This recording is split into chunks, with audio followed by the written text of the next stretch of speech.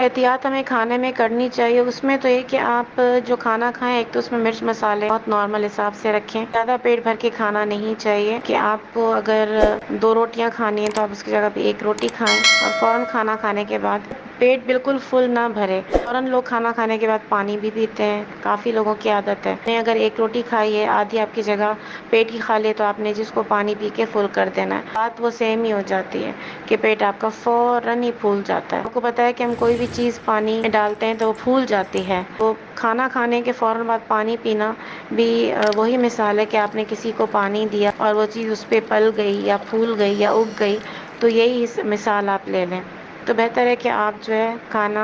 खाने से पहले पानी पिएं, इसके बाद आप खाना उतना खाएं जितनी आपको जो है भूख है, उससे कम थोड़ा सा, ठीक है। 2 रोटियां हैं तो आप 1 रोटी खा लें, अगर 2 रोटियों की गुंजाइश है फिर आप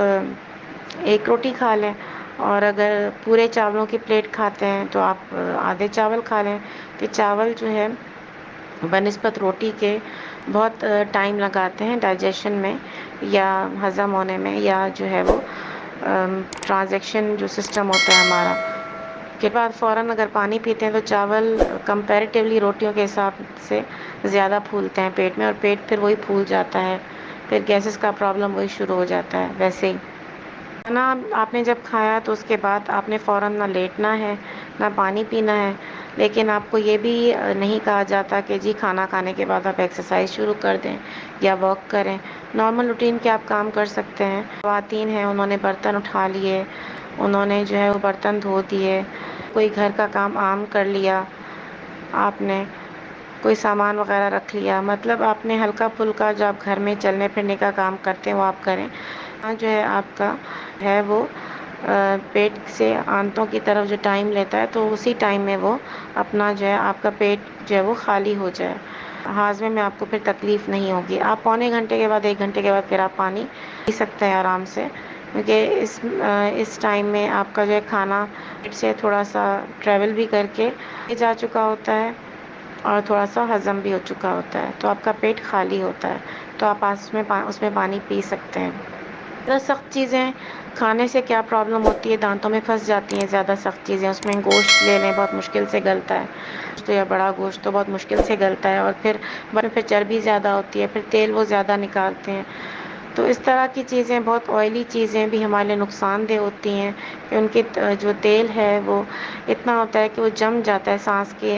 खाने की नाली में, पेट में वो जम जाता है, और वो भी हाजमे में हमारे प्रॉब्लम करते हैं। इससे जो हमारे दांतों में फंस जाते हैं, जबड़ों में तकलीफ़ होती है, दांतों में तकलीफ़ होती है। दांत कमज़ोर होते हैं तो उनको तो बहुत ज़्यादा प्रॉब्लम होती है, जब निगलते हैं। और अक्सर लोग खाते हैं कि गोश्त पका लिया तो बहुत मसालेदार चीज़ बनाई, बिरयानी बनाई, गरम मसाले में बनाई, बहुत ज़्यादा गरम मसाला, वो गर्मी आपको गरमाइश अंदर भी पहुंचाएगा, और वही गरमाइश निकल के फिर आपके चेहरे पे आ जाती है, आपके मुंह पे आ जाती है, छाले निकल आते हैं अगर हज़म नहीं हुई तो, और गर्मी दाने निकल आते हैं या वैसे ही दाने निकल आते हैं। और बहुत ज़्यादा तेल वाली चीज़ें खाते हैं और इन खानों में तेल ज़्यादा डलता है। आपने निहारी बना, आपने जो है वो कोरमा बना लिया, तो उसमें फिर क्या होता है कि आपके फेस से ऑयल निकलता है, आपकी चर्बी भी इससे बढ़ जाती है, और चर्बी सारी जो है वो आपका ऑयल प्रोड्यूस कर रही होती है।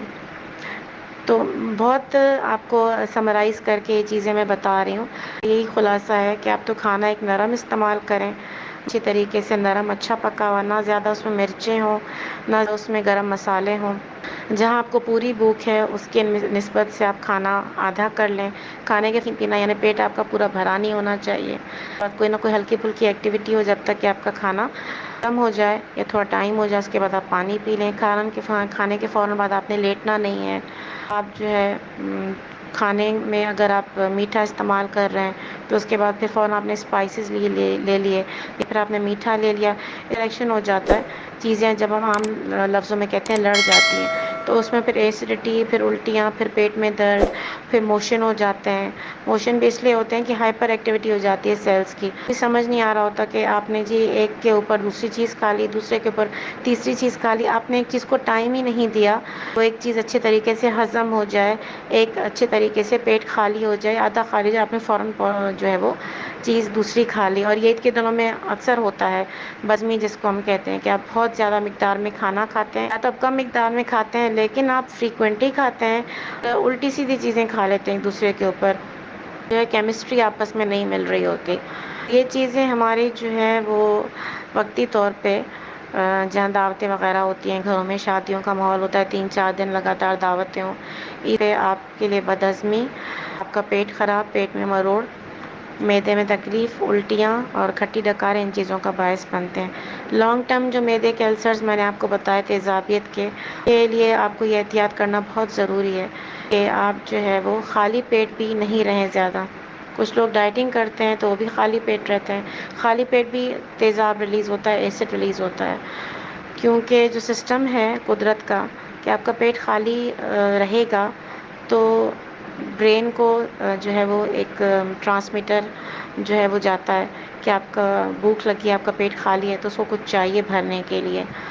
तो जब आप बहुत ज़्यादा डाइटिंग करते हैं, खाली पेट रहते हैं, तो फिर आपका एसिड रिलीज़ होता है और उसके बाद भी आपके जो है बैरियर, जो आपके सेल वॉल बने हैं या सेल्स बने हैं, वो आपके उसमें दरारें पड़ जाती हैं और अल्सर का बायस बनते हैं, या उसमें तेज़ाब, अपना ही तेज़ाब उनको जला देता है। तो एक कोटिंग करता है खाना, प्रोटेक्टिव भी है,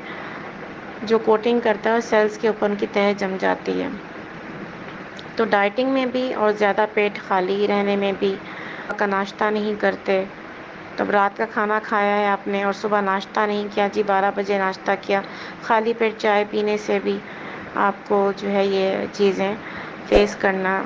पड़ती हैं कि मैदे में दर्द है और डेली का रूटीन है, तो फिर आगे चल के बहुत ज़्यादा प्रॉब्लम क्रिएट करती हैं।